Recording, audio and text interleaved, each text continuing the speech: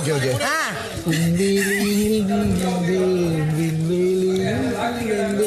கண்விழித்து சொப்பனம் கண்டேன் உன்னாலே கண்விழித்து சொப்பனம் கண்டேன். ஏய் இவன் பாத்தியா வேலை வடிவேலு அவன் பண்ணத பாத்தியா? பார்த்து பழகிய டீ குடிச்சிட்டு வந்துடுறேன். கொஞ்சம் இப்ப பிஸியா இருக்கிறேன். அதுக்கு முன்னாடி ஒரே ஒரு டயலாக். என்னது சொல்லு சொல்லுங்க. டயலாக் பேசுவா. புதுப்பேட்டை படத்துல பேசுவார்ல, எனக்கு ரொம்ப பிடிச்ச டயலாக். என்ன டயலாக்? பொறுக்கி பண்ணாடா அது பேசுமா? காலங்காத்தாலேயே பொறுக்கி. சரி சொல்லு. பாரு நீ எனக்கு நடிக்கிறத பார்த்து நீங்களே ஸ்கோர் சொல்லணும். பேசுவா கலைவா என்ன கிட்டவா சொல்லலாம். என்ன பொறுக்கி பண்ணாடா உனக்கு எல்லாம் கூட்டுறதுக்கு வேறமே கிடைக்கலையா?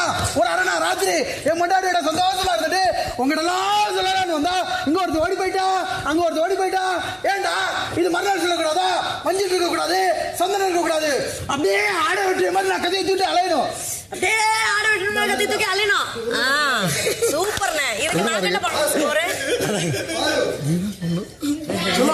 சொல்லலாம். நீங்க என்கிட்ட ரிவ்யூ கேட்டீங்களா? ரிவ்யூ நல்லா இருந்ததுண்ணே.